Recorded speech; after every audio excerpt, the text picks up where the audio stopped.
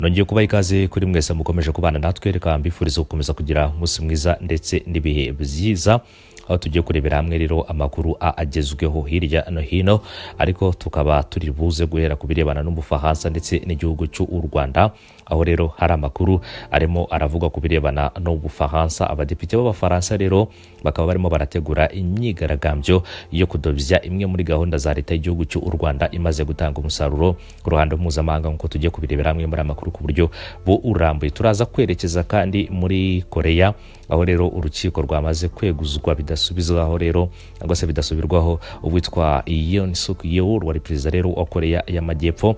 Ibyo rero akaba rimwe turaza kurebera hamwe muri aya makuru ku buryo burambuye. Jya munsi yo video yawe hepfo gato mu ruhande rw'iburyo kore kuri sabone cyangwa subscribe, hanyuma ujye wa mbere mu kuba wabona inkuru zacu mu gihe zimaze gutegurwa ndetse no gutunganywa. Reka rero dutangire aya makuru yacu ku buryo urambuye. Ku cyumweru ku itariki ya 6 Mata 2025 ipari mu gihugu cy'Ubufaransa hateganyijwe rero imyigaragambyo yiswe iyo kwamagana imikoranire ikipe ya Paris Saint-Germain yo muri kiriya gihugu ifitanye n'u Rwanda biciye muri gahunda ya Visit Rwanda. Ni imyigaragambyo kandi iteganyijwe kubera kuri Stade Parc des Princes ya PSG ikiniraho rero nk'uko ibitangazamakuru byo mu Bufaransa bivuga. Ibyo bitangazamakuru kandi bivuga ko abadepite bagera kuri 4 bo mu ishyaka rya La France Insoumise RFI aribo rero bagize uruhare mu gutegura iriya myigaragambyo. Abo ngabo rero akaba harimo uwitwa Clémence Guettier, akaza Aurélien Taché, akaza Thomas Potres ndetse n'uwitwa Carlos Martins Bilongo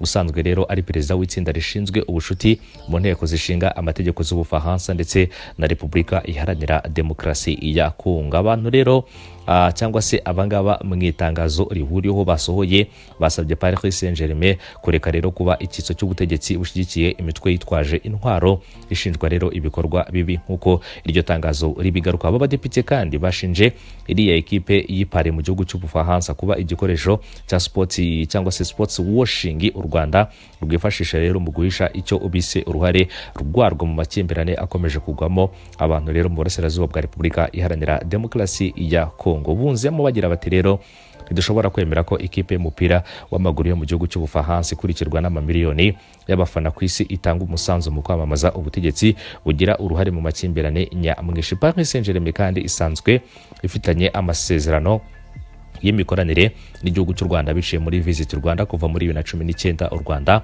kandi rukaba rufitanye imikoranire n'iyo ekipe ya Arsenal yo mu gihugu cy'Ubwongereza ndetse na Bayern Munich yo mu gihugu cy'Ubudage. Kuva imirwano yahindura isura mu burasirazuba bwa Repubulika ya Demokarasi ya Kongo, iki gihugu rero biciye muri Minisitiri Therese Nakayikwamba ushinzwe ububanyi n'amahanga yandikiye ariya makipe agera kuri 3 ayasaba guhagarika imikoranire ifitanye n'igihugu cy'u Rwanda. Gusa ubusabe bwabo buza guterwa utwatsi. Perezida Paul Kagame mu kiganiro aherutse guha televiziyo CNN muri Gashyantare uyu mwaka yavuze ko rero intambara muri Repubulika ya Demokarasi ya Kongo ikoresha rero cyangwa se iki igihugu bya ku ruhande rwa Repubulika ya Demokarasi ya Kongo gikoresha imbaraga nyinshi mu gusaba aya makipe kureba ndetse kureka uburyo bwose bw'aribwo bwose rero ubutuma akorana n'igihugu cy'u Rwanda.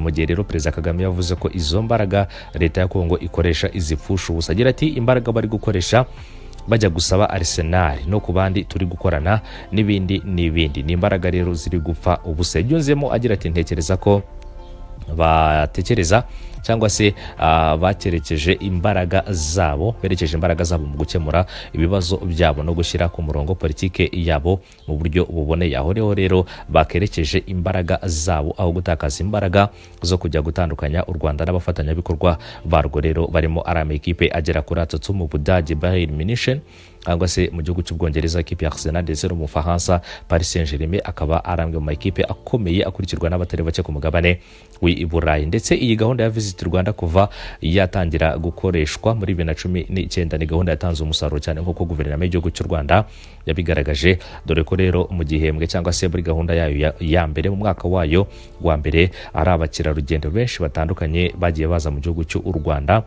mu kureba rero iki igihugu binyuze muri la gahunda ya Visit Rwanda. Ni gahunda rero igaragara ku bibuga cyane cyane mu mastade atandukanye iyi kipe cyangwa se aya makipe akiniramo.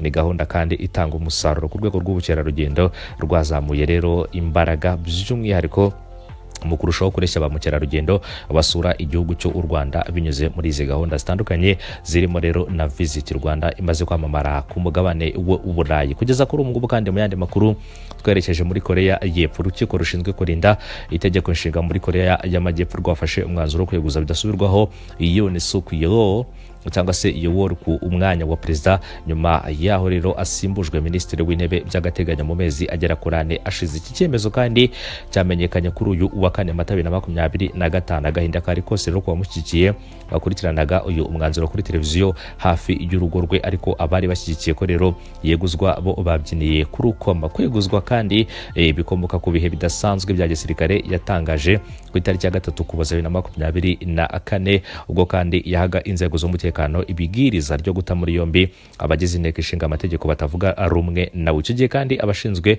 umutekano bagose ingoro y'inteko yishinga amategeko ya Korea y'Epfo, ariko abategeka kuhava nyuma y'umwanya muto abagize inteko ishinga amategeko batesheje agaciro ibi bihe bidasanzwe. Perezida kandi w'agateganyo urukiko witwa Moon Young Bae yavuze ko rero Yoon yakoresheje nabi ububasha bwe nk'umukuru w'igihugu ubwo rero yatangazaga ibihe bidasanzwe, asobanura ko rero yabangamiye demokrasi muri Korea y'Amajyepfo. Mu gushimangira kandi ko Yoon yakoze amakosa akomeye, Moon yavuze ko rero Yoon yagambaniye bikomeye icyizere abaturage bari bamufitiye, asobanura ko ibihe bidasanzwe yatangaje byaje guteza akavuyo mu baturage mu bukungu no muri politike mpuzamahanga y'iki gihugu. Nyuma y'iki cyemezo kandi muri Korea y'Epfo y'Amajyepfo rero hateganyijwe amatora y'umukuru w'igihugu mu gihe kitarenze iminsi 60. Minisitiri w'intebe kandi Han Duck-soo atangaje ko rero azakora ibishoboka kugira ngo amatora azabe mu mahoro. Ikindi kandi ngo ntibirangiriye aha, kuko iyo ni imyaka 64 y'amavuko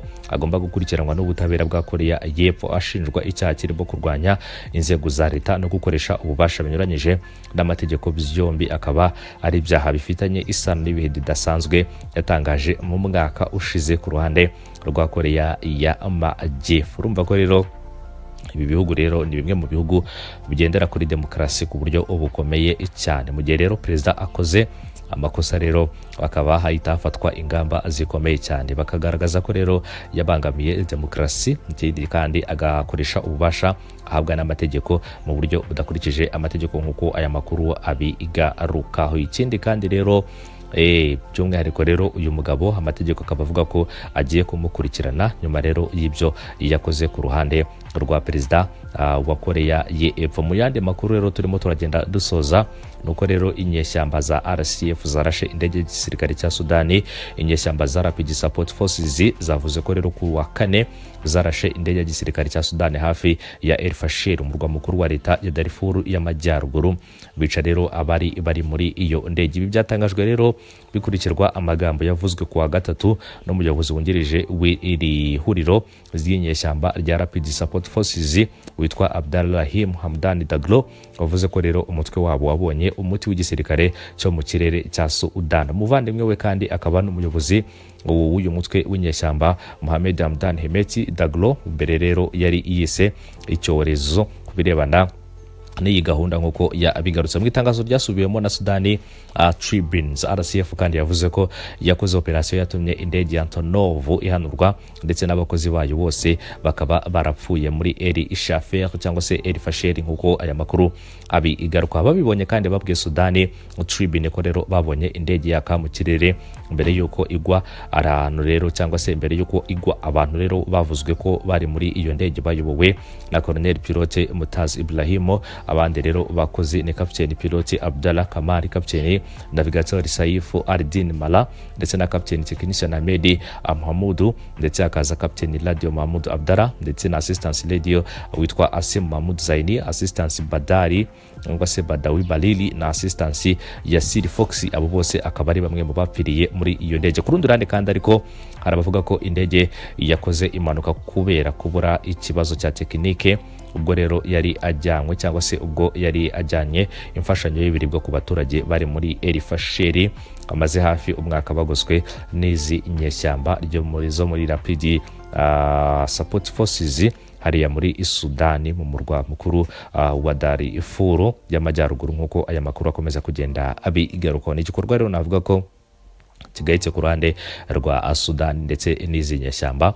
Ikindi kandi ni igikorwa bakoze bica rero abari bari muri iyo ndege. Byose nk'uko aya makuru akomeza kugenda habigaruka. Reka mbashimire, mbifurize gukomeza kugubwa neza no gukomeza kugira umunsi mwiza. Rero turagaruka mu yandi makuru arabagezweho mu masaha make ari imbere.